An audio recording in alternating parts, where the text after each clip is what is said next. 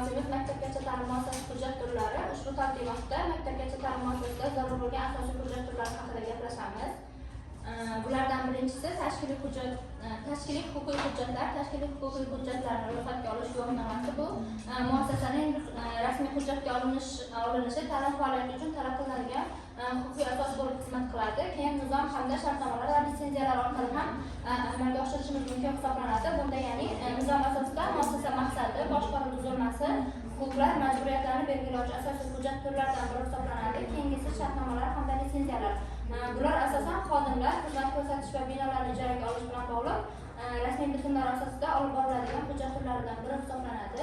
Keyingisi ta'lim jarayonini tashkil etishdagi hujjatlar. Ta'lim jarayonini tashkil etishda bir necha hujjatlarga tayangan holda ta'lim jarayonini tashkil etiladi. Bulardan birinchisi dars rejalari, ta'lim dasturlari hamda o'quv uslubiy materiallar. Dars rejalari ya'ni kunlik, haftalik faoliyatlar orqali aniq bir maqsadga yo'naltirilgan holda metodlar, materiallar bilan birga jamlangan holda tashkil etiladigan hujjat turlari hisoblanadi. Keyingisi ta'lim dasturlari ya'ni davlat ta'lim standartlari asosida ishlab chiqiladigan o'quv metodik yo'riqnomalar asosida tashkil etiladigan hujjat turlaridan biri hisoblanadi.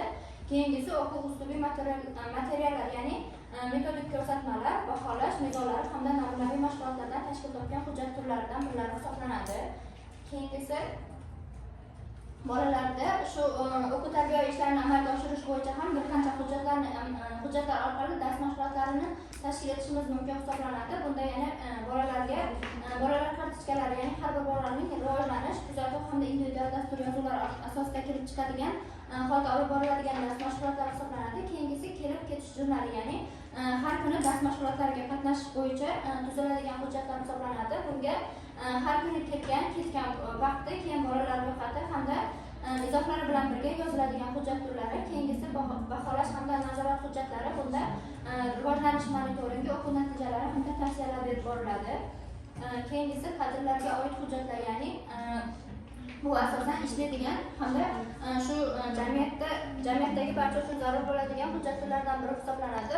Bularga asosan shaxsiy pasportlar nusxalari hamda mehnat shartnomalari kiradi. Keyin malaka sertifikatlari hamda qayta tayyorlash hujjatlari, keyin ish faoliyati jurnali hamda mehnat daftarchasi kiradi. Keyingisi kasbiy etik kodeks hamda mehnat intizom bo'yicha buyruqlar berilgan hujjatlar jamlangan holda kirib ketadi. Keyingisi moliyaviy xo'jalik hujjatlari, ya'ni bu har bir oilada kerak bo'ladigan hujjat turlari hisoblanadi. Bunda budjet hamda xarajatlar, ya'ni bu budjet tomonidan tuziladigan yillik daromad kirib chiqimlari rejalari, keyin moliyalashtirilgan manbalardan tashkil topgan hisoblanadi.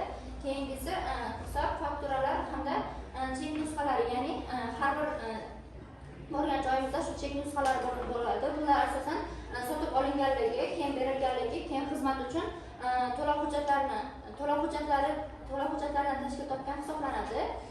Keyingisi inventarizatsiya hamda ashyolar ro'yxatlari, ya'ni bularga o'yinchoqlar, jihozlar, mebellar va ularning turli xildagi holatlari kiradi. Bo'ladigan asosiy talablar hamda yuritish tartibi bu asosan 5 ta yo'nalishni o'z ichiga oladi. Bulardan birinchisi maxfiylik hamda huquqiy talablar, keyingisi tashkiliy tartib, keyingisi saqlash va yo'qotishdan himoya, keyingisi ota-ona hamda organlar bilan birgalikda olib boriladigan aloqalardan iborat.